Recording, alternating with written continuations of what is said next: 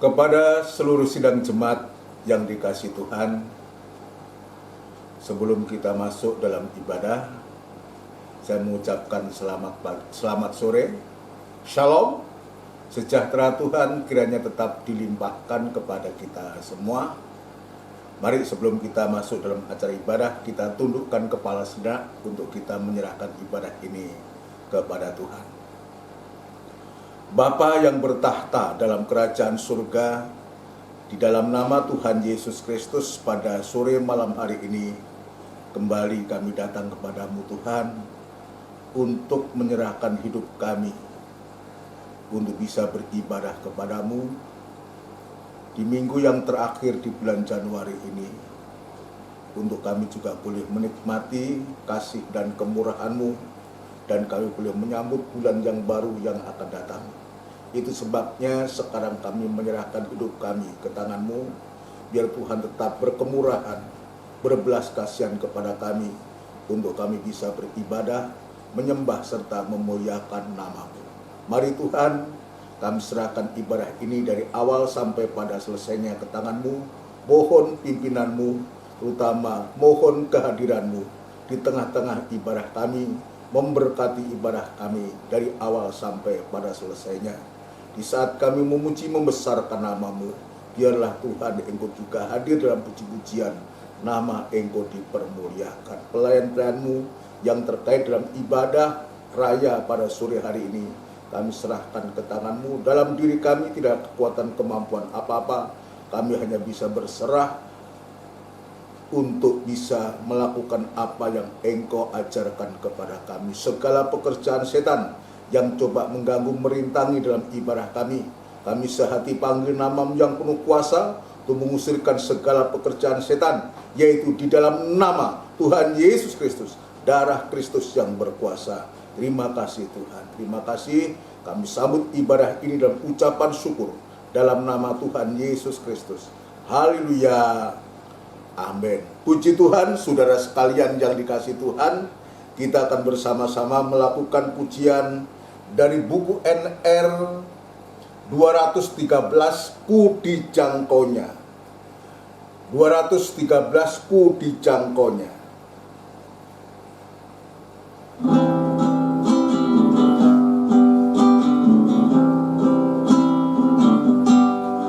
Ketika aku dalam kesesatan,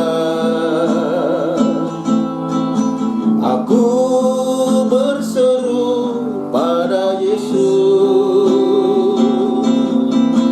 ku berteriak mohon pertolongan, terdengarlah suaraku di baitnya. Ku dijangkaunya dari tempat tinggi, Dia melepaskanku dari musuh.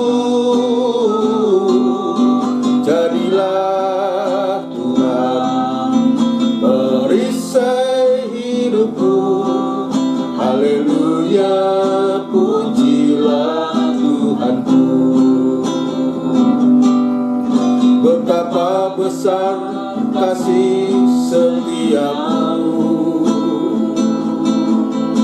demi manusia Kau berkorban,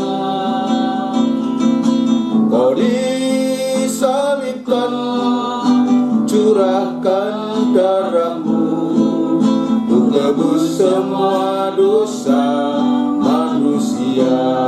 Haleluya. Ku dijangkaunya dari tempat tinggi, Dia melepaskanku dari musuh.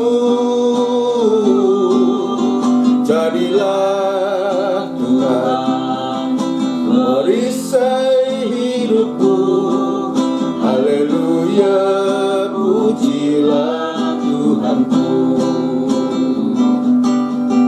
Ku dijangkaunya dari tempat tinggi, Dia melepaskanku dari musuh.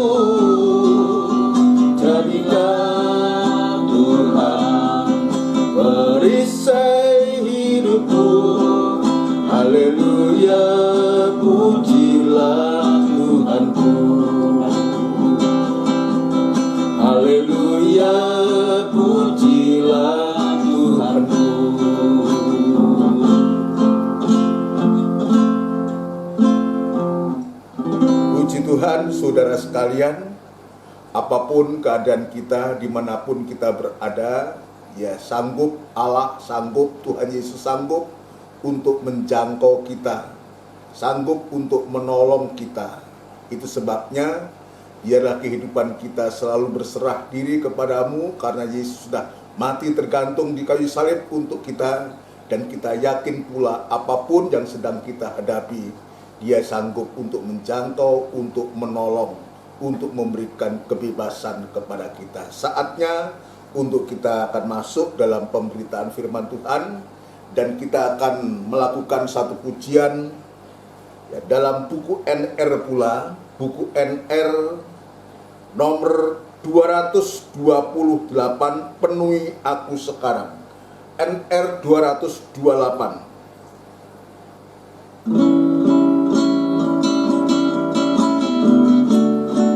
Haleluya.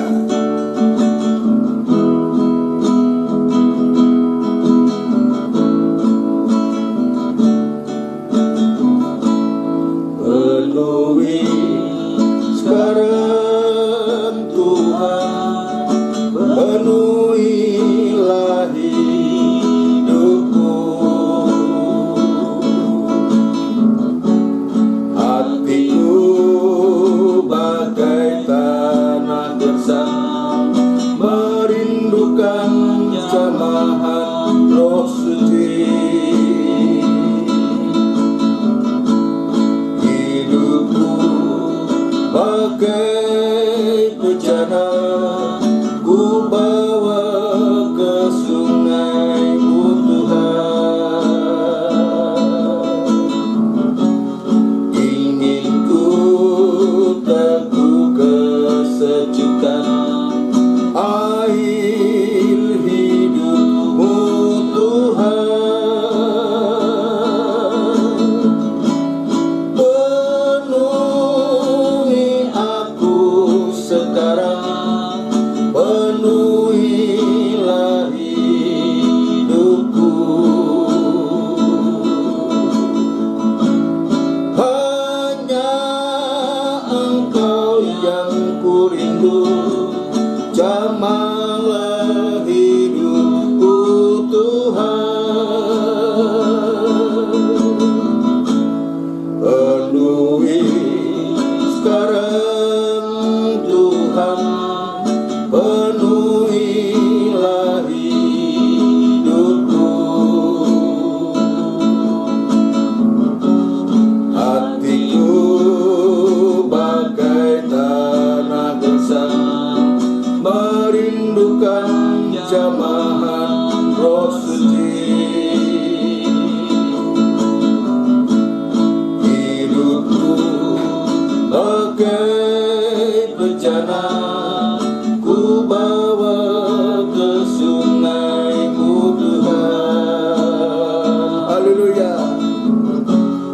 Ingin ku teguh kesejukan air hidup-Mu Tuhan.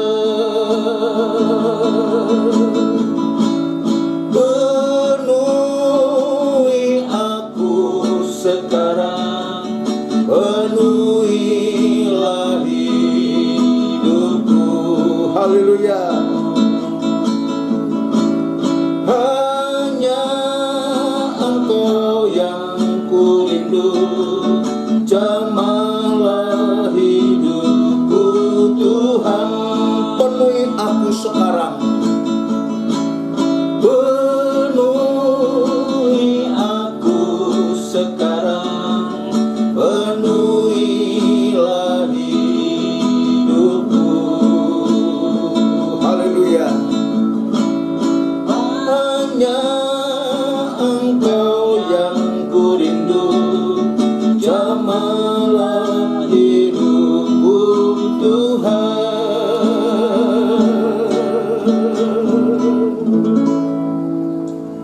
Kita akan bersama tundukkan kepala untuk kita berdoa untuk firman Tuhan. Itulah Tuhan, lewat pujian ini merupakan suatu kerinduan hati kami untuk supaya lewat ibadah terutama di dalam kami boleh mendengarkan firman-Mu. Biar Tuhan penuhkan hati kami dengan Roh Kudus-Mu untuk kami bisa mengerti apa yang menjadi kehendak-Mu. Mari Tuhan, urapi firman-Mu dan urapi kami sekalian dalam pengurapan daripada Engkau sendiri Tuhan.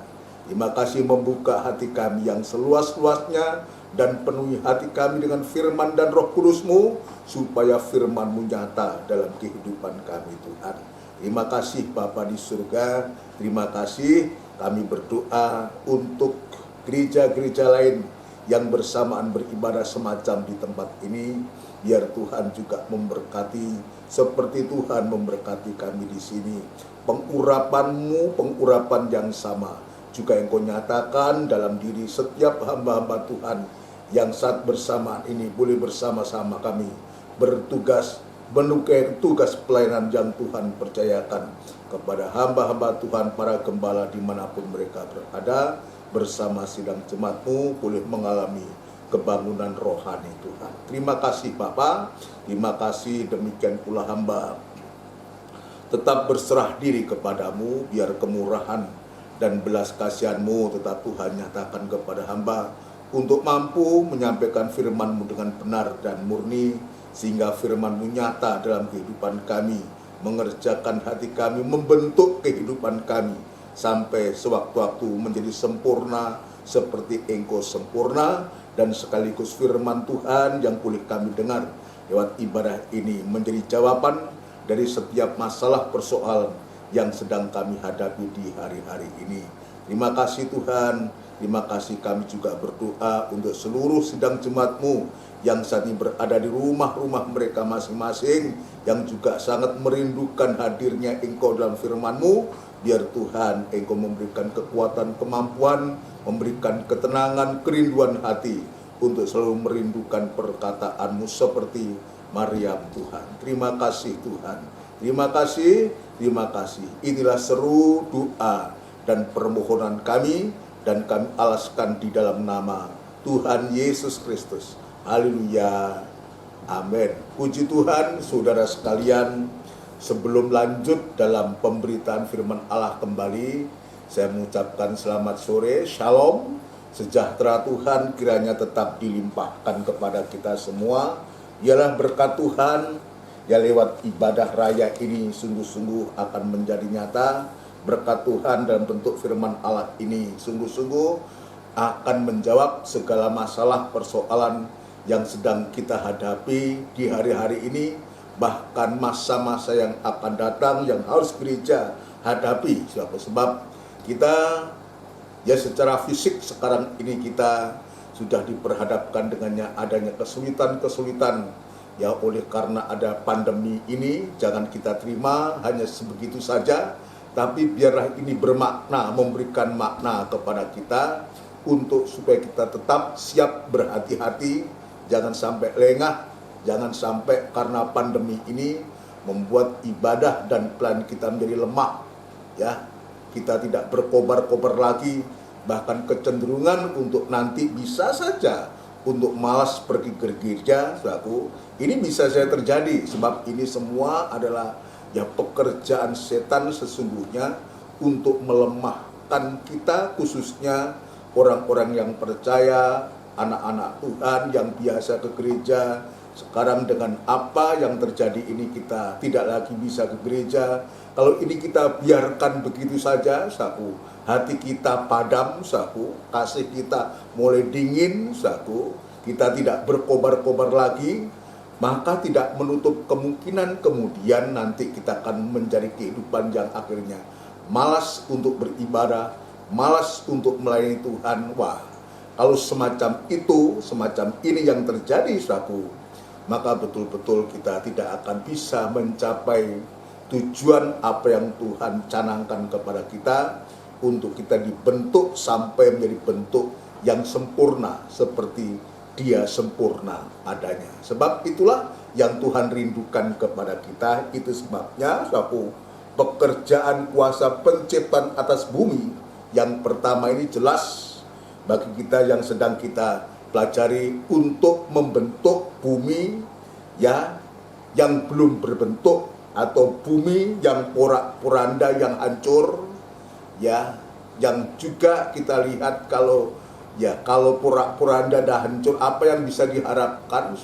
Kita sudah mendengar itu, itu menunjuk juga kehidupan kita.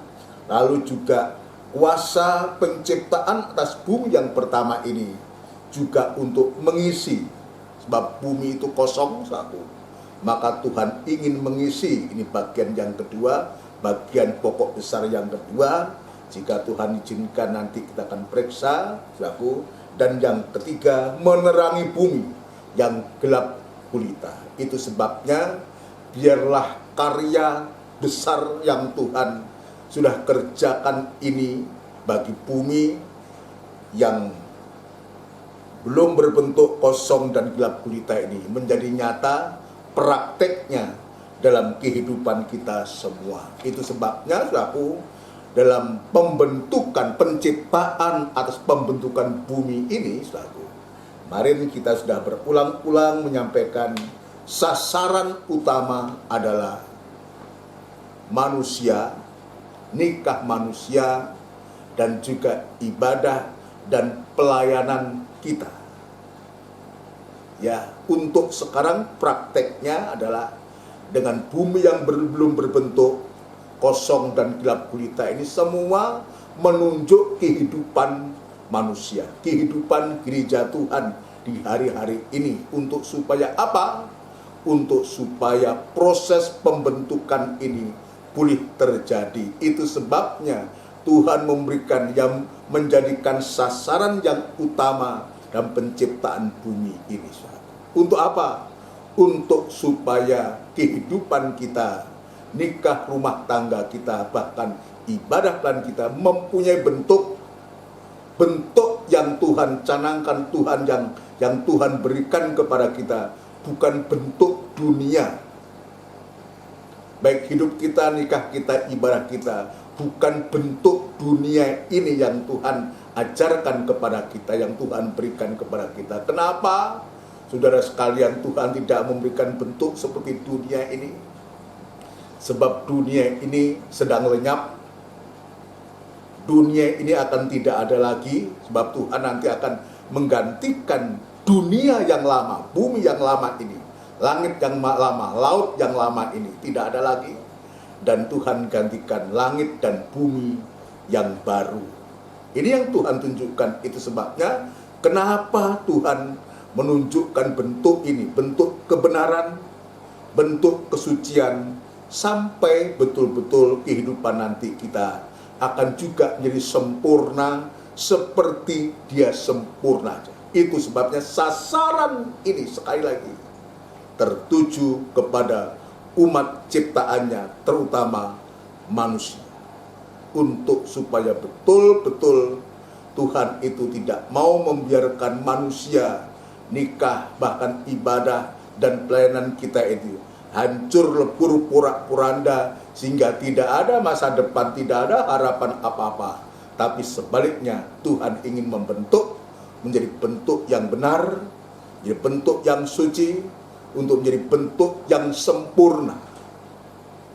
Ya, tujuan akhir ini sekarang sesuatu yang kita sedang periksa ini, sekalipun sedikit saya sudah menyebutkan dalam ibadah doa penyembahan pada hari Minggu Raya ini, saya ingin memperdalam ini, yang nanti jika Tuhan izinkan akan kita lanjutkan ya dalam karya Tuhan, ya, dalam kuasa penciptaan bumi yang pertama itu. Yang kedua adalah mengisi bumi yang kosong, tapi kita akan lanjutkan untuk mengakhiri ya bumi yang belum berbentuk ini.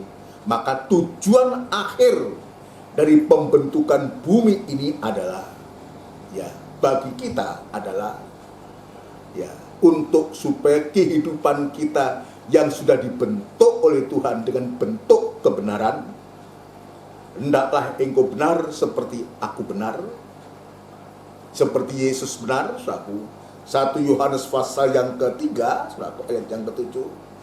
Dan juga hendaklah engkau suci. Bentuk kesucian itu ukurannya adalah Kristus di Tuhan sendiri hendaklah engkau kudus seperti aku kudus. 1 Petrus pasal 1 ayat 15 dan 16. Sampai sewaktu-waktu ya Tuhan mengatakan, hendaklah engkau sempurna seperti Bapa itu sempurna, dalam Injil Matius pasal 5 ayat yang ke-48.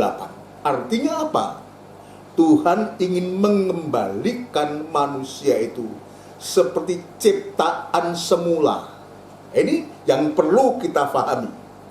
Setelah sekian lama manusia jatuh dalam dosa, porak-poranda, hancur tanpa harapan, saudaraku, maka dengan bentuk yang Tuhan inginkan, itu bentuk benar, bentuk suci sampai sempurna ini, seolah Tuhan mau mengembalikan seperti ciptaan semula, dibentuk menurut gambar dan teladannya Allah. Itulah sesungguhnya manusia diciptakan itu. Untuk apa? Nah, ini kita baca. Untuk ini kita baca dalam kitab Kejadian. Kembali dalam kitab Kejadian pasal yang pertama, saudara sekalian. Ya, Kejadian pasal yang pertama ayat yang ke-26. Ya, saya ingin bacakan Kejadian pasal yang pertama ayat yang ke-26. Berfirmanlah Allah, baiklah kita menjadikan manusia menurut gambar dan rupa kita. Jadi Tuhan menginginkan untuk kita kehidupan yang porak-poranda tadi, yang dibentuk oleh Tuhan dengan bentuk ilahi itu sesuai dengan kehendak Tuhan.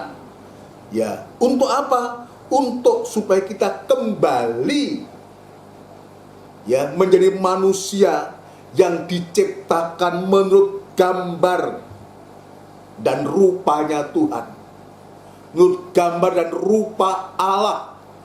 Artinya untuk kita dijadikan sempurna sampai sampai kita sempurna seperti Dia sempurna menurut gambar Allah dan rupa kita. Ya, jadi kita sungguh-sungguh luar biasa dari kehidupan kita yang tidak ada bentuk, tidak ada harapan, hancur dan porak-poranda dalam segala bidang, saudara sekalian. Tuhan mau pulihkan kita ya seturut atau menurut gambar dan rupa Allah sendiri. Rupa kita, kata kita ini, kitanya itu huruf besar. Kita yang seperti kita Allah. Ya, diciptakan menurut gambar dan rupa Allah. Apa tujuannya untuk itu, saudara? Kenapa Tuhan menciptakan manusia itu segambar dengan Dia? Sempurna seperti Dia sempurna adanya. Dan Tuhan ingin kembalikan itu, saudaraku, untuk kehidupan kita. Ayat selanjutnya, atau saya ulang. Berfirmanlah Allah, baiklah kita menjadikan manusia menurut gambar dan rupa kita. Perhatikan, supaya mereka atau manusia itu berkuasa atas ikan-ikan di laut. Ini satu. Ini garis bawah. Ya, untuk supaya manusia itu, mereka itu berkuasa atas ikan-ikan di laut. Yang pertama. Yang kedua, burung-burung di udara. Yang kedua, dan atas ternak dan atas seluruh bumi dan atas segala binatang melata yang merayap di bumi, untuk menguasai 3 binatang ini. Ikan di laut, burung di udara, dan seluruh binatang melata yang merayap di bumi. Ya, kata menguasai, ya, kata berkuasa ini artinya, ya, kita harus menang dari 3 binatang ini. Sebab 3 binatang ini semua untuk sekarang saat itu hanya bahasanya hanya untuk berkuasa atas ikan-ikan di laut dan burung-burung di udara dan atas ternak dan seluruh bumi dan atas segala binatang melata yang berada di bumi. Ini binatang-binatang ini semua di zaman akhir dan sekarang ini sudah menjadi buas. Sudah menjadi buas, bukan hanya ikan dalam wujudnya ikan itu, burung dalam wujudnya burung yang kita bisa lihat. Binatang melata yang di bumi yang kita bisa lihat, ada komodo, ada semua binatang-binatang yang ada di bumi ini, bukan itu. Itu sudah menjadi buas. Dan kebuasan dari binatang-binatang ini mencerminkan dari kejahatan manusia. Kejahatan manusia. Itu sebabnya, kenapa Tuhan membentuk kehidupan kita untuk supaya benar seperti Dia benar, suci seperti Dia suci, sempurna seperti Dia sempurna, untuk supaya kita berkuasa, artinya kita menang atas segala daging, atau minimal 3 macam daging yang tadi kita baca. 3 daging ini meliputi daging dari ikan yang ada di laut, daging dari binatang yang ada di udara, dan daging dari ternak di atas seluruh bumi ini. Ini harus dikuasai. Siapa mereka-mereka ini? Ya, jadi tadi saya mengatakan harus menang, berkuasa, harus menang atas daging atau 3 macam daging tadi, yang pertama. Yang kedua, dengan adanya kita diciptakan, dibentuk sesuai dengan teladannya Allah itu, untuk supaya kita, anak-anak Tuhan, yang disebutkan gereja Tuhan, juga tubuh Kristus ini, bisa menerima Dia sebagai kepala. Kenapa? Sebab kepala itu Kristus, dan Kristus itu sempurna, wujud daripada Allah. Pribadi Allah yang sempurna dan wujud pribadi Yesus, maka gereja Tuhan saat itu juga harus sudah sempurna seperti Dia sempurna adanya. Ini yang kedua. Kita periksa bagian yang pertama, menang atas daging. Ini menunjuk kepada kemenangan atas 3 macam daging binatang. 3 macam daging binatang ciptaan Allah juga. Tetapi ciptaan Allah ini sudah diperalat oleh setan. Sudah diperalat oleh setan. Itu sebabnya tadi saya mengatakan tadinya hanya ikan di laut, burung di udara, dan binatang melata yang ada di bumi. Tapi untuk di zaman akhir ini, binatang-binatang sudah menjadi buas.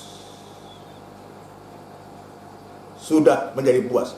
Binatang yang pertama, yaitu ikan-ikan di laut. Siapa ikan-ikan di laut ini? Ini binatang yang ada di laut, di lautan, atau di air.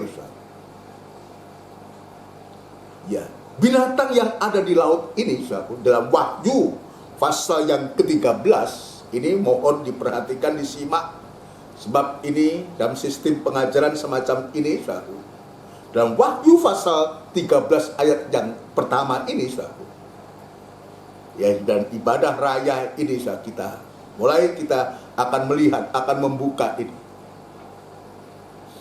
Ya, ini berbicara tentang munculnya antikris. Binatang yang keluar dari dalam laut ini berbicara tentang antikris. Ini sudah menjadi buas. Kenapa? Sebab sudah diperalat oleh setan. Ikan-ikan di laut itu sudah diperalat oleh setan, sehingga binatang ini menjadi buas. Kenapa? Sebab ular naga itu memberikan kekuasaannya memberikan kekuatan penuh kepada binatang ini. Dulu wujudnya ikan, sekarang antikris. Siapa antikris? Kehidupan. Ya, kehidupan yang tidak menerima, tidak percaya Yesus itulah Kristus. Dan 1 Yohanes pasal yang keempat dikatakan adalah antikristus. Tetapi juga antikris ini adalah kehidupan sesungguhnya juga dari antara kita, tetapi mereka tidak setia, tidak sungguh-sungguh seperti kita. Kita akan lihat dulu. Ya, saya harus menunjukkan ini sekalipun mungkin pernah saya menjelaskan ini, tapi tidak mengapa, supaya kita tahu siapa antikris itu. Mulai dari dalam dulu, saudara, ya, mulai dari dalam, supaya kita berhati-hati. Siapa antikris itu? Yaitu kehidupan yang diperalat, ya, diperalat oleh setan ini. Saya tunjukkan dulu, saudara, ya, sebelum kita lebih jauh. Dalam 1 Yohanes pasal yang kedua, saudaraku, ya, untuk kita lihat bersama-sama, untuk supaya kita tahu siapa sesungguhnya. Jangan sampai kita asal menuduh, oh si A, si B, jangan.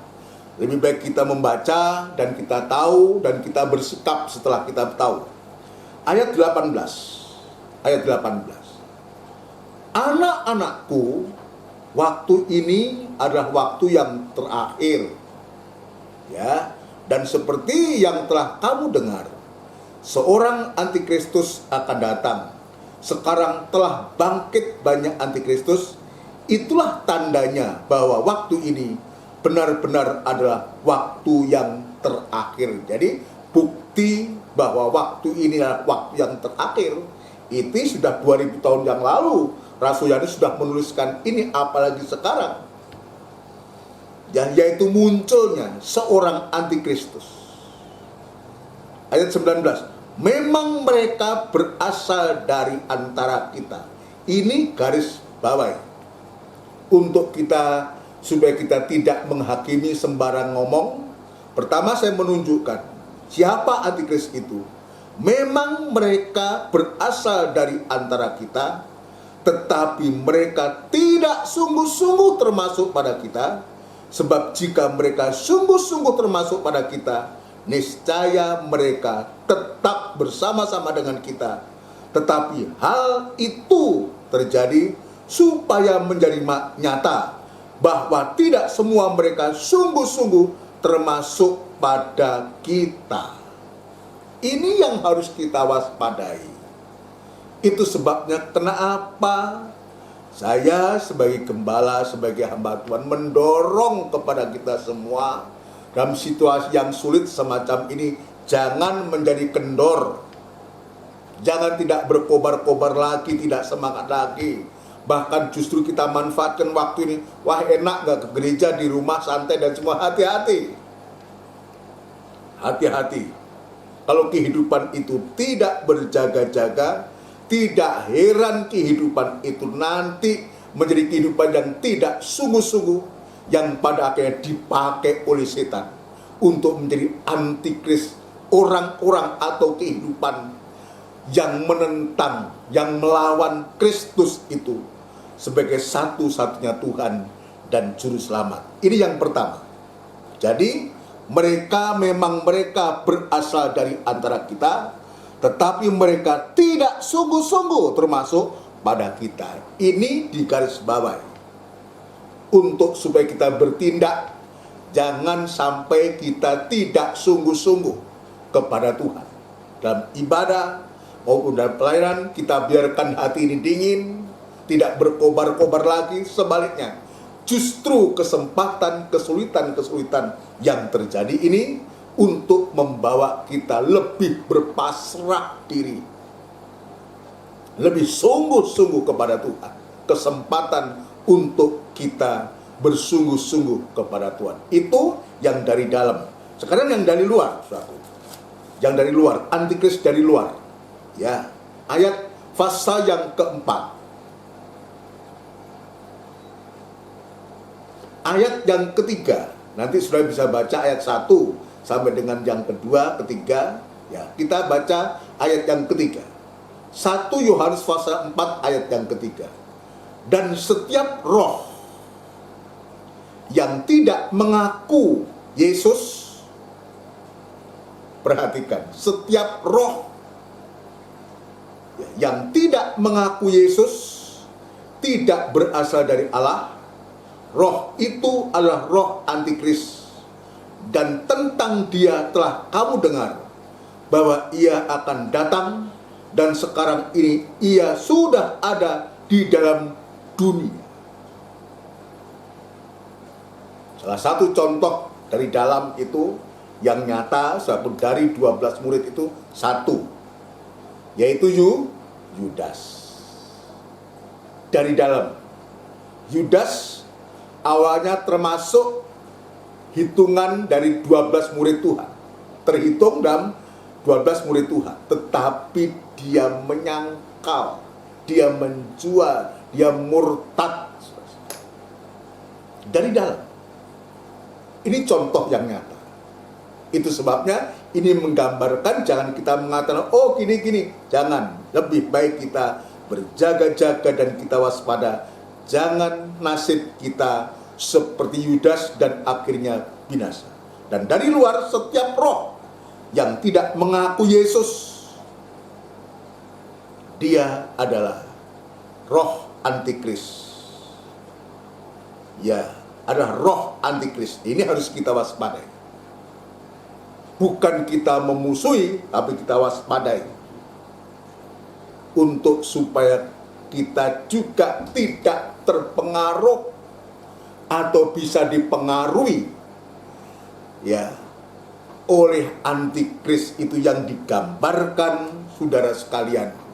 Tadi saya mengatakan yang digambarkan ya seperti daging dari ikan yang ada di laut, atau binatang yang keluar dari dalam laut. Itulah antikris yang menjadi buas. Tadinya ikan biasa yang harus dikuasai, sekarang kita harus menghadapi dan bisa menguasai binatang yang buas yang keluar dari dalam air ini. Itu sebabnya kenapa Tuhan menginginkan kita sempurna seperti Dia sempurna, seperti cetakan semua sesuai gambar dan mukanya Allah itu, untuk supaya kita mampu menghadapi binatang buas yang keluar dari dalam air ini. Wahyu pasal 13 kita baca. Ya, Wahyu pasal yang ke-13. Kitab Wahyu pasal yang ke-13. Kita akan membaca, ya. Kita akan tunjukkan bagaimana binatang yang keluar dari dalam air ini mendapatkan kekuatan, mendapatkan kuasa yang dahsyat itu dari ular naga ini. Fase yang pertama. Wahyu fase yang ke-13 ayat yang pertama. Binatang yang keluar dari dalam laut. Lalu aku melihat seekor binatang keluar dari dalam laut yang tadinya ikan, sampai ikan-ikan yang dalam kitab Kejadian dalam bentuk ikan, dari dalam laut. Ya, seekor sekarang sudah menjadi seekor binatang yang keluar dari dalam laut, bertanduk 10 dan berkepala 7. Di atas tanduk-tanduknya terdapat 10 mahkota, dan pada kepalanya bertuliskan nama-nama hujat. Ya, perhatikan ini yang sudah begitu rupa berkembang menjadi ikan yang buas. Jadi binatang yang buas, satu. Ayat yang kedua, binatang yang kulihat itu serupa dengan macan tutul. Coba, ini binatang menjadi buas yang dilihat oleh Rasul Yohanes seperti macan tutul, dan kakinya seperti kaki beruang, dan mulutnya seperti mulut singa. Kita kita lihat 3 kombinasi binatang ini. Ikan, ya sekarang sudah berubah. Sudah menjadi buas rabu. Ya serupa macan tutul, kakinya seperti beruang, dan mulutnya seperti singa. Singa yang mengaum, singa yang siap menerkam, satu. Dan perhatikan lanjutannya, dan naga itu, perhatikan, dan naga itu memberikan kepadanya kekuatannya. Nah, siapa naga ini? Itulah digambarkan setan atau iblis. Jadi kekuatan setan ini sepenuhnya ya diberikan kepada binatang yang keluar dari dalam air atau dari laut tadi, dan naga itu memberikan kepadanya kekuatannya dan tahtanya dan kekuasaannya yang besar. Coba kita lihat betapa kuatnya binatang ini. Betapa kuatnya binatang ini. Ya. Rupanya sudah seperti macan tutul, kakinya sudah kaki beruang, dan mulutnya seperti singa, ditambah kekuatan dan kuasa dari ular naga ini. Ini begitu luar biasa. Ini yang dihadapi, yang harus dihadapi oleh anak-anak Tuhan, yang harus dihadapi oleh gereja Tuhan. Kalau ini kita tidak dibenarkan oleh Tuhan, tidak disucikan, bahkan kita tidak sempurna seperti Dia, maka tidak mungkin kita mampu untuk bisa menghadapi binatang yang keluar dari dalam laut ini. Dan ini saudaraku akan berkolaborasi, akan bekerja sama saudaraku, ya, dengan binatang yang keluar dari dalam bumi. Dia mendapat kekuatan dan kuasa dari ular naga, saudaraku. Tapi kekuatan dan kuasa dari ular naga ini nanti oleh antikris ini akan juga dijalankan oleh binatang yang keluar dari dalam bumi ini. Perhatikan ayat yang ke-11. Ya, ayat yang ke-11. Ya. Dan aku melihat seekor binatang lain keluar dari dalam bumi, inilah nabi palsu, dan bertanduk 2 sama seperti anak domba, dan ia berbicara seperti seekor naga.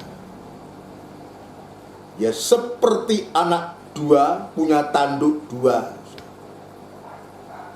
Tapi mulutnya itu berbicara seperti seekor naga.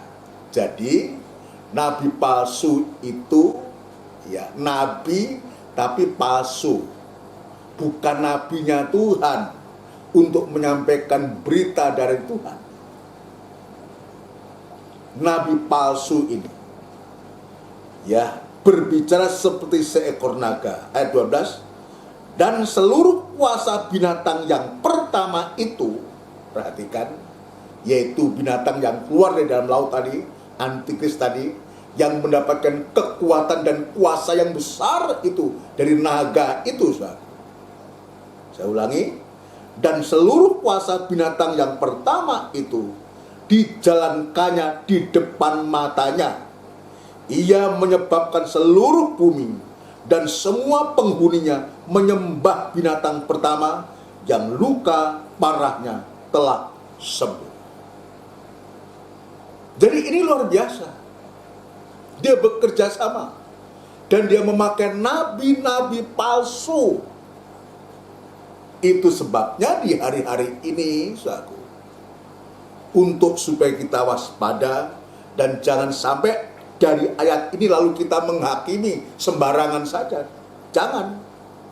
Tapi dari pihak kita, kalau sekarang naga dan antikris itu menggunakan nabi-nabi palsu, namanya aja palsu. Nabi tapi palsu. Yang pasti yang disampaikan pun juga palsu. Tidak benar, saudaraku. Nah, kita berterima kasih kepada Tuhan di hari-hari ini, dan ayat-ayat ini menjadi koreksi buat kita, saudara sekalian. Menjadi koreksi buat kita untuk supaya kita sebagai anak-anak Tuhan, domba-dombanya Tuhan, saudaraku, kita harus sudah ada kepastian bahwa kita sudah tergembala ketika kita harus menghadapi nabi-nabi palsu antikris ini, saudaraku, yang bekerja sama, yang diberikan kekuatan penuh oleh setan ini, saudaraku. Maka kita sudah berada di dalam kandang penggembalaan. Kita sudah setia kepada Tuhan. Kita sudah punya bentuk yang benar, mempunyai bentuk yang suci. Kita sudah menjadi bentuk yang sempurna, sehingga kita diberikan kemampuan untuk berkuasa atas antikris dan nabi palsu ini dengan segala ajarannya. Nabi palsu, Pak Nabi itu tugasnya menyampaikan berita. Tugasnya menyampaikan berita. Kalau yang diberitakan oleh Nabi ini adalah palsu, sesat, tidak benar, Nabi ini juga gambar dari hamba Tuhan, gambar dari seorang gembala. Coba bayangkan, kalau seorang gembala, seorang hamba Tuhan satu saja, dia tersesat, termakan oleh ajaran yang palsu, yang tidak benar, tidak sesuai dengan firman Tuhan, maka satu gembala ini akan menyesatkan seluruh sidang jemaat. Jadi itulah cara kerjanya setan. Tidak perlu dia datang kepada satu orang per orang. Dia langsung hantam saja nabinya. Dia hantam saja pendeta atau gembalanya. Untuk disesatkan. Untuk apa? Tujuannya untuk supaya bisa menyesatkan seluruh sidang jemaat. Nah, tadi saya mengatakan, itulah sebabnya kenapa Tuhan ini membentuk kita sampai menjadi sempurna, untuk supaya kita diberikan kemampuan. Untuk kita diberikan kemampuan. Jadi saya mengatakan, kita di hari-hari ini harus sudah memastikan diri sudah tergembala dengan 3 macam ibadah yang Tuhan percayakan berikan kepada kita. 3 macam ibadah ini merupakan satu cara Tuhan,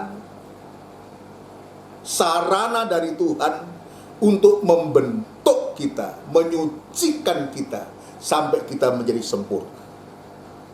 Ada 3 macam ibadah. Ibadah raya seperti hari ini. Ya, kita dibawa oleh Tuhan untuk bersekutu dengan Allah Roh Kudus. Nanti hari Rebo ibadah PA, kita dibawa oleh Tuhan untuk kita bersekutu dengan Allah, anak Allah. Dan pada hari Rebo kita dibawa oleh Tuhan untuk bersekutu dengan Allah Bapa. Jadi Allah Tritunggal itu akan memberikan satu pertolongan, pembelaan, serta perlindungan kepada kita. Kenapa? Sebab nanti nabi palsu ini akan mengajarkan hal yang luar biasa, yang membuat orang yang tadinya tidak percaya menjadi percaya. Coba kita akan lanjutkan ayat yang ke-13 dari Wahyu pasal 13 tadi, ayat 13. Dan ia mengadakan tanda-tanda yang dahsyat. Kita lihat, ini hati-hati kita kalau sudah ada tanda-tanda yang dahsyat itu. Sebab nabi palsu pun juga bisa. Ini kita lihat dalam Wahyu pasal 13 ini, dia mengatakan, dan ia mengadakan tanda tanda-tanda yang dahsyat. Itu sebabnya kita nggak usah heranlah dengan tanda-tanda itu. Bagi Tuhan pun tidak mustahil untuk bisa mengadakan mujizat yang lebih daripada itu. Tapi terutama bagi kita seharusnya harus kita wasai, bukan tanda-tanda itu yang utama, tapi bagaimana dalam penggembalaan itu kita boleh mengalami keobahan hidup. Firman mengerjakan hati kita, mengubahkan kita dari air biasa menjadi anggur. Nah, ini beda. Itu sebabnya kenapa bukan anak yang mati yang jadi mujizat yang pertama, dia menjadi mujizat yang kedua. Tapi Tuhan ingin lebih kepada bukan mujizat tanda yang kelihatan, yang nampak. Nanti kita lihat dalam uraian selanjutnya. Tapi justru Tuhan mulai dari dalam. Keobahan hidup, hati dikerjakan oleh Tuhan lewat firman. Ini keobahan, air menjadi anggur, ini keobahan karakter, keobahan sifat. Air biasa bisa menjadi anggur. Tuhan mampu. Nah, di satu sisi ayat 13 tadi, dan ia mengadakan tanda-tanda yang dahsyat, bahkan yang menurunkan api dari langit ke bumi di depan mata mereka, di depan mata semua orang.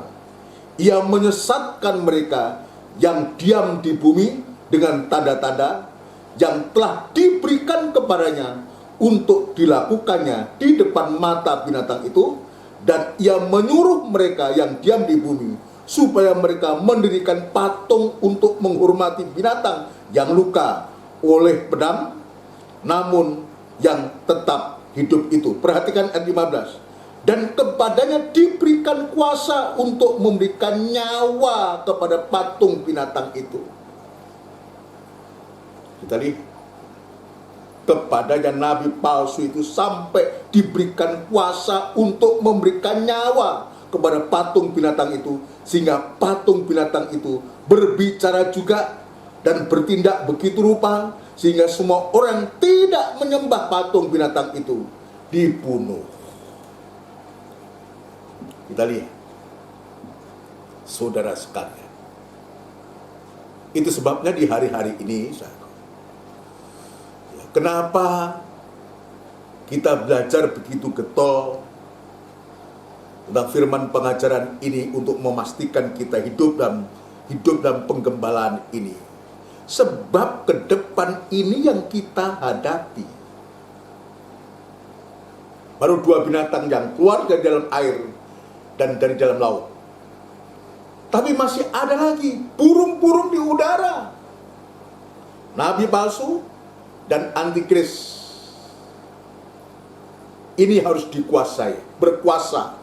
Kita harus berkuasa atau kita harus menang dengan ini. Masih ada satu binatang lagi disebutkan tadi. Daging dari binatang yang ada di udara. Ya, daging binatang yang di udara siapa? Ya burung. Ya burung yang kita bisa lihat, burung emprit. Ya, burung macam-macam yang kita lihat. Nampaknya tidak ada sesuatu yang beda. Sampai sekarang juga seperti itu. Tetapi burung-burung ini juga akan menjadi buas. Akan menjadi buas. Dan sewaktu-waktu burung-burung ini, dia akan menjadi besar. Dan dia mampu menyeret sepertiga bintang di langit. Perhatikan baik-baik. Jangan kita anggap burung-burung di udara ini harus dikuasai. Sebab burung-burung ini nanti akan menjadi jahat, menjadi buas satu. Yaitu tertulis dalam Wahyu pasal 12 satu. Wahyu pasal yang ke-12 kita akan membaca. Wahyu pasal 12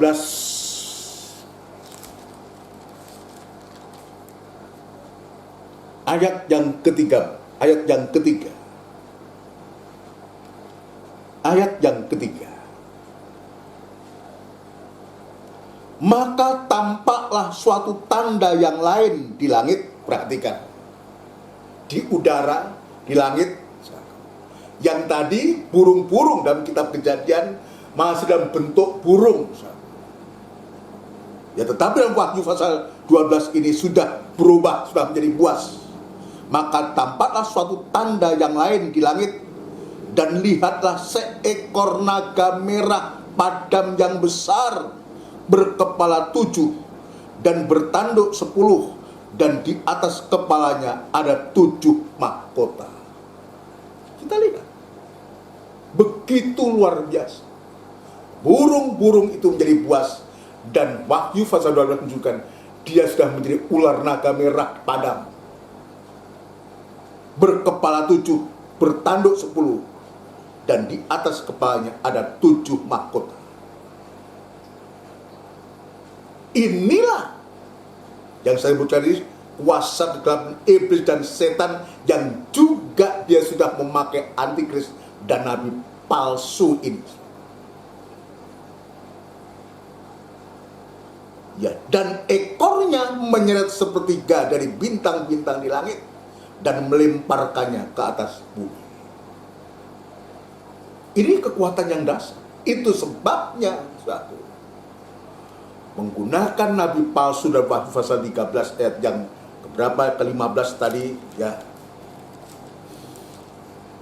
Ayat yang ke-15 tadi, siapa yang tidak mau menyembah binatang itu akan dibunuh. Dia akan menggunakan akhir kekerasan yang harus dia gunakan untuk supaya memaksa siapapun juga untuk dibunuh. Itu sebabnya, sahabat saya, kembali untuk kehidupan kita di hari-hari ini, sahabat. Untuk kehidupan kita di hari-hari ini, ya, biar kita berada dalam kandang penggembalaan. Firman Allah ini diungkapkan untuk supaya gereja Tuhan bersiap diri.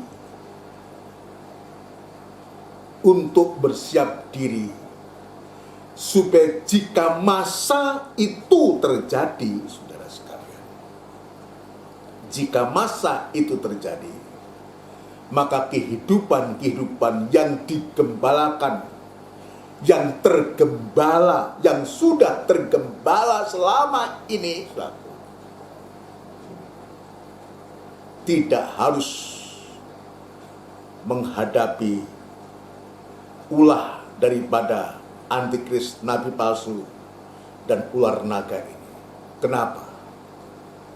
Sebab Tuhan sudah membawa pergi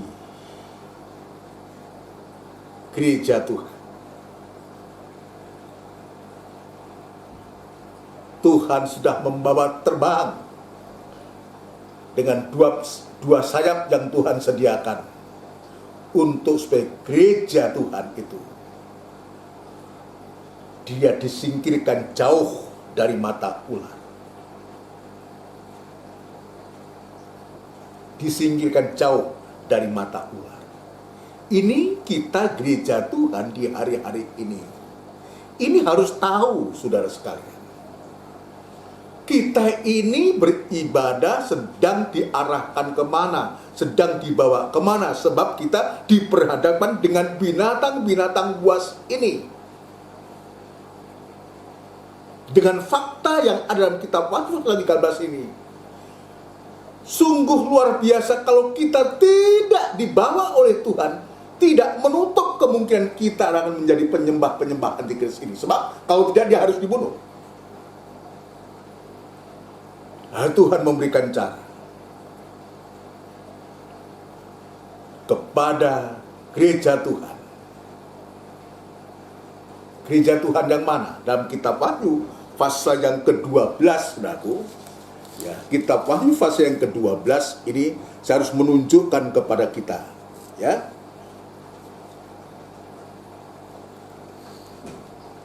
Ayat yang pertama, nanti kita loncat suatu, ya. Maka tampaklah suatu tanda besar di langit, seorang perempuan berselubungkan matahari, dengan bulan di bawah kakinya, dan sebuah mahkota dari 12 bintang di atas kepalanya. Ia sedang mengandung, dan dalam keluhan dan penderitaannya hendak melahirkan, ia berteriak kesakitan. Ini saya nggak bicara tentang anak yang dikandung, saya akan bicara tentang perempuan yang berpakaian matahari, beralaskan bulan, dan bermahkotakan bintang ini. Siapa dia ini? Itulah yang tadi saya sebutkan, gereja Tuhan, gereja sempurna. Saya akan lanjutkan. Ayat yang ke-6 sekarang. Perempuan itu lari ke padang gurun, di mana telah disediakan suatu tempat baginya oleh Allah, supaya ia dipelihara di situ 1260 hari lamanya. Loncat ayat yang ke-14. Kepada perempuan itu diberikan kedua sayap dari burung nasar yang besar, supaya ia terbang ke tempatnya di padang gurun, di mana ia dipelihara jauh dari tempat ular itu selama 1 masa dan 2 masa dan setengah masa. Kita lihat kehidupan gereja Tuhan, kehidupan yang tergembala, yang sungguh-sungguh. Dia ada pembelaan Tuhan, ada perlindungan Tuhan, dengan cara Tuhan sudah menyediakan tempat yang jauh dari mata ular itu selama 1 masa, 2 masa, 3,5 masa, ketika antikris itu berkuasa 3,5 tahun. Nah, ini menjadi pertanyaan buat kita. Siapa perempuan ini yang disingkirkan ini? Siapa perempuan yang berpakaian matahari, beralaskan bulan, dan bermahkotakan bintang ini? Inilah gereja Tuhan. Perhatikan, jangan sampai salah, jangan sampai kita salah nanti. Inilah gereja Tuhan yang masih hidup di bumi. Jadi yang disingkirkan adalah gereja Tuhan atau tubuh Kristus, atau mempelai perempuan yang masih hidup di bumi ini. Dia disingkirkan di padang belantara. Jangan kita bertanya, padang belantara mana? Itu rahasia Tuhan. Di padang belantara selama 3,5 tahun di masa Antikris. Lalu kita bertanya, makan apa mereka di sana? Oh, di padang belantara. Itu sebabnya kenapa kita belajar untuk tekun firman Tuhan, tekun untuk kita masuk dalam perjamuan suci. Maka di sana kita tidak lagi ada makanan rawon, soto, capcay, dan semua. Kita di padang belantara sudah dipelihara Tuhan dengan caranya Tuhan, yaitu dengan firman dan perjamuan suci. Selama 3,5 tahun. Perhatikan, ini masih ada yang belum dijelaskan. Tadi saya baru menjelaskan tentang tubuh Kristus atau mempelai perempuan yang hidup di bumi yang disingkirkan. Sebab apa? Sebab tubuh Kristus itu bukan hanya terdiri dari yang hidup. Maka sambil menunggu 3,5 tahun di padang belantara dan penyingkiran itu maka saat Tuhan Yesus datang yang kedua kali, saudara sekalian, perhatikan, ini juga penting. Jadi saya ulangi supaya tidak salah. Jadi yang disingkirkan adalah mempelai perempuan atau tubuh Kristus yang hidup, yang hidup di bumi ini disingkirkan, saudara. Sementara menunggu 3,5 tahun dan jadi pelihara dengan firman dan perjamuan suci, saudara. Maka menunggu saat Yesus datang yang kedua kali, maka Tuhan membangkitkan bagian tubuh yang sudah mati. Ini beda. Membangkitkan bagian tubuh Kristus yang sudah mati. Untuk apa? Untuk supaya nanti mereka antara yang hidup dan yang mati ini akan diangkat bersama-sama. Jadi bedakan disingkirkan dan diangkat. Kalau disingkirkan itu masa 3,5 tahun. Tapi diangkat ini sudah meliputi tubuh Kristus yang hidup, yang disingkirkan tadi, yang juga dari bagian tubuh Kristus yang sudah mati dibangkitkan kembali. Untuk kita nanti bersama, dan kita akan diangkat. Yang diangkat itu sudah meliputi yang hidup maupun yang mati yang dibangkitkan tadi. Itulah yang disebutkan kebangkitan yang pertama, yaitu kebangkitan orang-orang mati. Ini dibaca ya. Ini dibaca, jangan sampai kita salah dalam hal ini. 1 Tesalonika pasal yang keempat, saudara sekalian ya. 1 Tesalonika pasal yang keempat.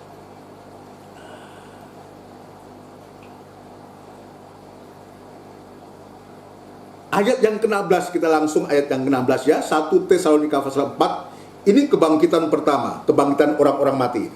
Ayat 16. Sebab pada waktu tanda diberi, yaitu pada waktu penghulu malaikat berseru dan sangkakala Allah berbunyi, ini kedatangan Tuhan yang pertama. Yang kedua, saudaraku, ya, maka Tuhan sendiri akan turun dari surga, dan mereka yang mati dalam Kristus, ini bagian tubuh yang mati, saudaraku, yang mati dalam Kristus akan lebih dahulu bangkit, saudaraku. Sesudah itu kita yang hidup. Siapa kita yang hidup? Yang disingkirkan tadi, saudaraku. Yang disingkirkan tadi 3,5 tahun, ya, kita yang hidup, yang masih tinggal, akan diangkat bersama-sama dengan mereka. Ya, diangkat bersama-sama dengan mereka ini adalah mereka yang mati dibangkitkan. Ini bagian tubuh yang mati, yang sudah mati tapi dibangkitkan. Diangkat bersama-sama dengan mereka dalam awan menyongsong Tuhan di angkasa. Demikianlah kita akan selama-lamanya bersama-sama dengan Tuhan. Karena itu hiburkanlah seorang akan yang lain dengan perkataan. Dengan kata lain, kita diangkat oleh Tuhan bersama-sama. Ya, tidak disingkirkan tapi diangkat. Yang disingkirkan tadi dengan yang orang mati dibangkitkan tadi, diangkat bersama-sama. Ya, bersama Tuhan untuk kita memasuki zaman 1000 tahun kerajaan damai, saudara sekalian. Dan lanjut nanti sampai kota Yerusalem yang baru, kekal untuk selama-lamanya. Ini yang Tuhan tunjukkan kepada kita. Itu sebabnya di hari-hari ini, di masa-masa sulit yang sekarang yang sedang terjadi, kita waspada. Kita waspada. Kita berhati-hati. Pastikan setiap kehidupan kita digembalakan dan tergembala oleh firman Allah. Sebab kalau tidak, kita harus menghadapi trio setan ini, ular naga, antikris, dan nabi palsu. Ini dasar. Ini dasar. Ini dasar. Itu sebabnya ayo, dengan kesempatan-kesempatan ibadah yang Tuhan berikan ini, biar membuka hati kita. Keadaan yang sekarang ini, kita jangan lengah. Kita waspadai. Jangan membuat kita ya tidak berkobar-kobar, tapi sebaliknya justru kesempatan ini adalah kesempatan untuk supaya kita banyak berserah, banyak menyembah, banyak membaca, banyak beribadah kepada Tuhan. Membaca firman Allah, mendengarkan firman Allah. Jadi yang tadi saya katakan, kenapa kita dibentuk harus serupa, sekualitas dengan dia. Satu, untuk supaya kita menang atas daging. Dan kita akan mengalami kemenangan. Sebab apa? Pada akhirnya nanti kemudian, maka ular naga, yaitu setan, antikris dan nabi palsu, dan seluruh pengikutnya ini, dia akan dihukum oleh Tuhan. Itulah kematian yang kedua tanpa batas. Sementara kehidupan kita akan kekal bersama-sama Tuhan untuk selama-lamanya.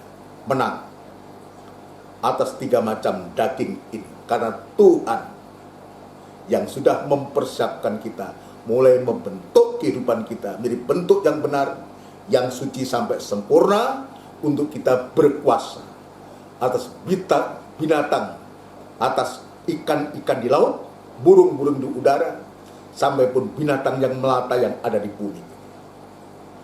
Puji Tuhan. Yang kedua, saudaraku, kenapa kita harus menjadi serupa, sekualitas dengan Dia, saudaraku? Untuk supaya kita bisa menerima Dia sebagai kepala.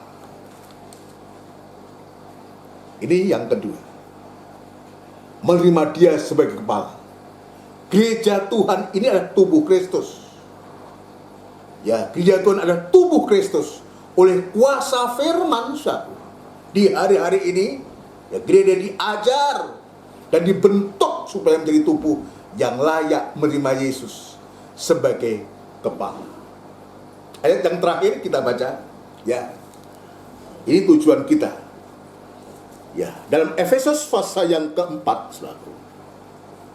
Efesus yang keempat, ya, ibadah hari Minggu ini kita akan akhiri dengan membaca Efesus pasal yang keempat, ayat yang ke 15 dan 16. Ya, Tuhan, ya, menjadikan kita segambar dengan Dia itu, saudaraku, untuk supaya kita layak untuk menerima Dia sebagai kepala. Sebab tidak mungkin kepala dan tubuh ini bisa terpisah. Kalau kita tidak menerima kepala, maka kita akan mati. Kita tidak akan ada pertumbuhan, kita tidak akan bisa memuncak. Tapi sebaliknya, kalau kita menempatkan Kristus itu, yang adalah kepala dan gereja adalah tubuhnya satu, maka akan menjadi kehidupan yang sempurna. Dan kehidupan itu akan hidup, dan hidup bersama Tuhan. Di mana aku berada, maka di situ pun engkau berada. Ayat yang ke-15. Efesus pasal 4 ayat yang ke-15. Tetapi dengan teguh berpegang kepada kebenaran, perhatikan, berpegang teguh kepada kebenaran, karena Tuhan yang sudah membentuk tadi, di dalam kasih kita, ya, saya ulangi, tetapi dengan teguh berpegang kepada kebenaran di dalam kasih. Jadi kebenaran di dalam kasih, jangan dipisah. Kebenaran di dalam kasih, kita bertumbuh di dalam segala hal. Saya ulangi, saudara. Teguh berpegang kepada kebenaran di dalam kasih, kita bertumbuh di dalam segala hal ke arah Dia, Kristus yang adalah kepala. 16. Daripadanya lah seluruh tubuh, kalau kita menerima kepala itu ada di atas tubuh, daripadanya lah, dari kepala itulah seluruh tubuh yang rapi tersusun dan diikat menjadi satu oleh pelayan semua bagiannya, sesuai dengan kadar pekerjaan tiap-tiap anggota, menerima pertumbuhannya dan membangun dirinya di dalam kasih. Puji Tuhan. Ya, puji Tuhan. Inilah yang Tuhan inginkan kepada kita dalam pembentukan penciptaan bumi yang pertama ini. Dia membentuk, ya, kehidupan yang porak-poranda setelah jatuh. Manusia jatuh dalam dosa sampai sekarang ini. Untuk Tuhan kembalikan segambar, sama rupa dengan Tuhan, untuk berkuasa atas binatang yang ada di laut, di udara, maupun yang ada di bumi. Setan, antikris, dan nabi palsu. Dan kita boleh mengalami kemenangan bersama Tuhan. Dan sekaligus kita bisa menerima Dia sebagai kepala gereja. Di dalam itulah kita bertumbuh. kita akan mengalami satu kehidupan, bahkan kehidupan untuk selama-lamanya. Kota Yerusalem yang baru tidak terpisahkan. Tadi saya mengatakan, supaya di mana aku berada, kamu pun ada di situ. Tidak terpisahkan. Itu sebabnya, saudaraku, biar di hari-hari ini kita tetap setia beribadah, tetap kita tergembala oleh firman penggembalaan ini, supaya kehidupan kita tetap kehidupan yang disucikan selalu oleh firman Tuhan. Mari kita akhiri ibadah kita ini dengan kita melakukan pujian dari buku NR nomor 143. 143.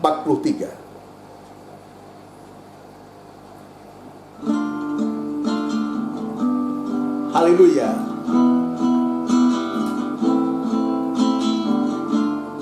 Haleluya. Dan ini merupakan doa kita kepada Tuhan.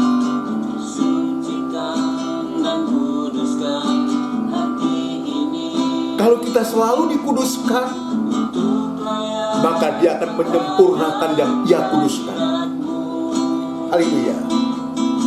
Tubuh, jiwa, rohku kuserahkan padamu, ku menyembahmu.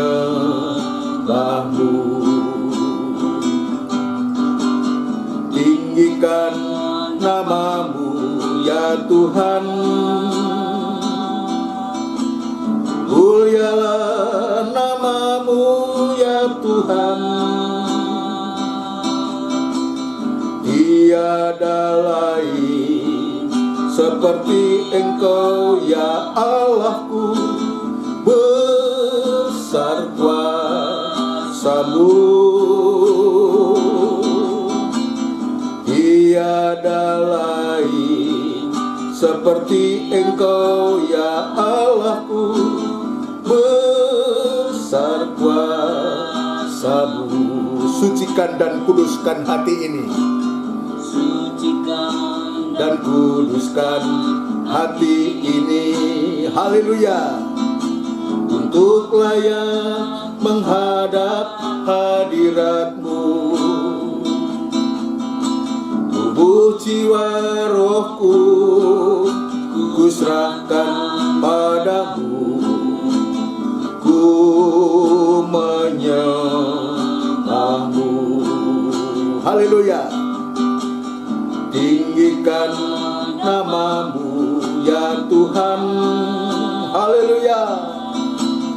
Mulialah namamu ya Tuhan. Tiada lain seperti Engkau ya Allahku, besar kuasa-Mu. Haleluya. Tiada lain seperti Engkau ya Allahku, besar kuasa-Mu. Haleluya.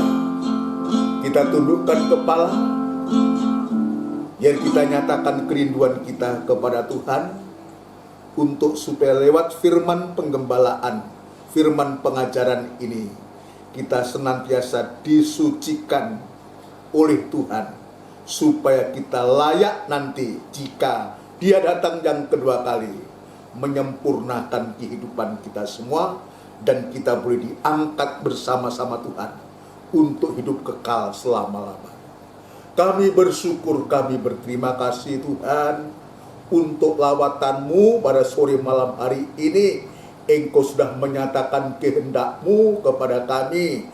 Engkau sudah memberitahu kepada kami apa yang harus kami lakukan di hari-hari ini menjelang kedatangan-Mu yang kedua kali, terutama dalam pembentukan kehidupan kami ini. Engkau sudah mempersiapkan kami dengan Engkau membentuk kehidupan kami dibentuk yang benar, yang suci, sampai menjadi sempurna Tuhan, supaya kami boleh mengalami kemenangan dan kemenangan, sampai kami bisa menerima Engkau sebagai kepala gereja, dan kami bersama Engkau untuk selama-lamanya, dan tidak terpisahkan lagi. Terima kasih Tuhan untuk lawatan-Mu, untuk firman-Mu, memberikan kekuatan, memberikan pengharapan kepada kami, untuk kami tidak berputus asa dalam pengikutan kami di hari-hari ini, sekalipun banyak kesulitan, sekalipun kami banyak tantangan, sekalipun banyak gangguan dan godaan Tuhan, dalam bentuk binatang buas yang dari air, dari udara, bahkan dari bumi ini. Tuhan, Engkau tetap mempersiapkan kami untuk supaya kami tidak binasa, tetapi kami boleh mengalami kemenangan bersama-sama Tuhan. Terima kasih Tuhan sekali lagi.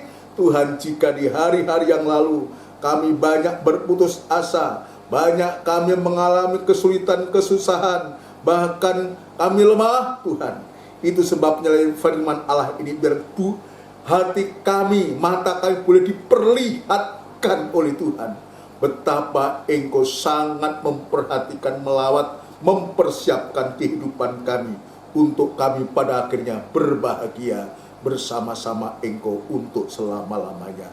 Terima kasih Tuhan untuk firman-Mu, untuk berkat-Mu Tuhan, berkat yang terbesar dalam hidup kami.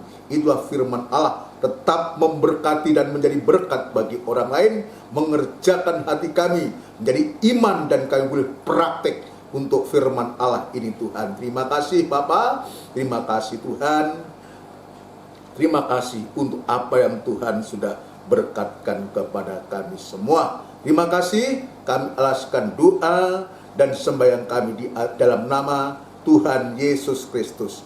Haleluya, amin. Puji Tuhan, saudara sekalian yang dikasihi Tuhan, demikianlah rangkaian firman Tuhan atau ibadah raya pada minggu raya ini, minggu yang terakhir tanggal 31 Januari ini. Untuk jadwal ibadah kita, saudaraku, nanti hari Rebo, saudaraku, ada ibadah PA yang disertai dengan perjamuan suci, saudaraku, dan dilanjutkan pada hari Kamis merupakan ibadah doa kita, dan juga pada hari Minggu ini merupakan minggu pertama tanggal 7 Februari, saudaraku, nanti akan disertai dengan perjamuan suci. Bagi saudara yang ingin mengikuti, boleh mempersiapkan diri sedini mungkin supaya di saat ibadah PA maupun ibadah minggu raya, minggu yang pertama, bisa mengikuti. Ya, puji Tuhan, persiapkan anggur atau roti atau apa saja yang akan kita gunakan. Puji Tuhan, untuk ibadah-ibadah ini semua dimulai jam 5:30 sore tepat. Kita tetap berdoa untuk ibadah-ibadah yang Tuhan sediakan kepada kita semua. Tadi firman Allah yang begitu luas sudah memberikan penjelasan kepada kita pentingnya untuk di hari-hari ini kita tetap tekun setia beribadah kepada Tuhan, memastikan diri kita tergembala, ya, digembalakan dan tergembala oleh firman penggembalaan, sampai kita betul-betul nanti kita bisa, ya, betul-betul kita bersama-sama dengan Tuhan, kita main kemenangan dan kemenangan. Kita tetap saling mendoakan satu dengan yang lain, sekalian. Sekalipun kita secara fisik tidak bisa bertatap muka, saku tidak bisa bertemu di gereja, tapi bila kita di rumah kita masing-masing dan aktivitas kita, jangan lupa untuk kita saling ingat, saling mendoakan satu dengan yang lain. Ya, di antara kita juga ada anak-anak remaja, pemuda, saku yang masih anak-anak sekolah SD, TK, SD, SMP, SMU, ada yang sudah ya di fakultas, saku, sampai juga orang dewasa yang berkeluarga, orang-orang tua, kita juga mendoakan mereka semua. Saya selalu mendoakan orang-orang tua kita supaya, ya, saya mengajak kepada kita semua, kita saling mendoakan yang tua-tua, juga mendoakan yang muda, anak putu didoakan semua. Ini yang kita lakukan, ya, setiap hari, setiap waktu, setiap saat untuk sidang jemaat. Itu sebabnya kita perhatikan dalam hal ini, ya. Kita sekalipun tidak bisa bertemu tatap muka, tapi kita saling ada hubungan dalam doa, ya. Doa selalu kita bawa dalam doa. Ya, yang lemah dikuatkan, yang masalah, ada masalah, diberikan jalan keluar. Nanti kita akan tetap berdoa, saku, untuk Pak Budiono, saku, itu kepala kantor penggembalaan atau, ya, koordinator Penggembalaan di Johor, supaya Tuhan juga jamah. Juga Mas Heru, adik dari Mas Didit Eko, supaya Tuhan jamah. Juga Mas Didit Eko dalam pemulihan, Tuhan jamah juga. Pak Lukas Amano, Tuhan jamah. Juga Mbak Tias, istri dari Pak Beni di Adas, dalam kelemahan tubuh juga biar Tuhan jamah, memberikan kekuatan yang baru, semangat yang baru, untuk tetap percaya, yakin ya bahwa Tuhan sanggup menolong kita semua. Nanti juga jangan lupa kita berdoa untuk ibadah-ibadah yang Tuhan sediakan, bahwa Tuhan memberikan firman Allah, juga bangsa dan negara kita yang kita sama-sama cintai. Mari kita akan tundukkan kepala dan kita akan berdoa buat kita semua. Puji Tuhan, tundukkan kepala. Tidak putus-putusnya kami mengucapkan syukur dan terima kasih kepadamu Tuhan, untuk lawatan, perhatian, dan berkat yang sudah Engkau limpahkan kepada kami. Ya Tuhan, biarlah berkat firman-Mu tertanam dalam hati kami, mengerjakan hati kami, dan menjadi berkat, memberkati kami. Dan sungguh Tuhan juga akan menjadi berkat bagi orang lain, nama Tuhan dipermuliakan. Tetap kami berdoa untuk saudara kami yang sakit di rumah sakit maupun di rumah. Ya Tuhan, kami selalu mendoakan, biar Tuhan juga memberikan pertolongan nama-nama yang sudah kami sebutkan satu persatu. Kami tambahkan Bapak Haryono Penatua Johor Lemah Putro, Tuhan juga memberikan kekuatan. Demikian pula juga Mbak Ana, putrinya juga Mbak Novi yang masih di rumah sakit. Tuhan, ini juga putri dari Pak Haryoni ini, Tuhan, Engkau juga melawat, Engkau juga menolong, Engkau juga serta tetap memberikan dalam keadaan apapun juga. Biar Tuhan memberikan damai sejahtera-Mu. Segala pekerjaan setan yang mengganggu pikiran hatinya sehingga tidak percaya kepada Engkau, Tuhan, kami sehati panggil nama-Mu yang penuh kuasa untuk mengusirkan segala pekerjaan setan dalam bentuk sakit penyakit apapun juga, yaitu di dalam nama Tuhan Yesus Kristus, darah Kristus yang berkuasa. Terima kasih Tuhan, terima kasih dan jemaat-Mu yang dalam masalah dan persoalan dalam nikah, rumah tangga, usaha pekerjaannya, Tuhan kami serahkan ke tangan. Yang merintis pekerjaan, Tuhan Engkau juga buka jalan. Yang belum bekerja mencari pekerjaan, Tuhan buka jalan. Yang sudah bekerja di kota, di luar pulau sekalipun, Engkau juga ada di sana memberkati senantiasa. Terima kasih Tuhan, ibadah-ibadah yang Tuhan sediakan kepada kami, ya Tuhan, ajarkan kami untuk senantiasa mentaati 3 macam ibadah ini sampai kehidupan kami disempurnakan oleh Tuhan sendiri. Terima kasih Tuhan, terima kasih. Terima kasih memberikan kesehatan, kekuatan kepada seluruh sidang jemaat-Mu, memberikan sukacita, damai sejahtera-Mu Tuhan. Bangsa dan negara kami, Republik Indonesia yang kami cintai, ya Tuhan, kiranya Engkau juga memberkati, memberikan damai sejahtera-Mu, jauhkan dari pertengkaran, permusuhan, peperangan apapun juga, bencana alam yang terjadi di mana-mana. Engkau juga menolong umat-Mu, terutama umat ketebusan-Mu. Berikan kekuatan, kemampuan kepada para pemimpin kami, Bapak Presiden, Wakil Presiden, dan seluruh jajaran menteri yang ada, pejabat tinggi negara di pusat sampai daerah. Berikan hikmat, kemampuan yang dari Tuhan, khususnya menghadapi musibah-musibah yang terjadi, khususnya pandemi corona ini Tuhan. Terima kasih Bapa di surga, terima kasih. Inilah seru doa kami. Tuhan, sebentar kami berpisah, mungkin ada beraktivitas maupun beristirahat, Tuhan kami serahkan ke tangan-Mu. Terima kasih Tuhan, terima kasih saudaraku yang kasih, bila rahmat anugerah cinta yang besar, yang datangnya dari Allah Bapa, Sang Putra dan Roh Kudus, yang sepenuhnya di dalam nama Tuhan Yesus Kristus. Haleluya, amin. Selamat malam, Tuhan memberkati kita semua. Puji Tuhan.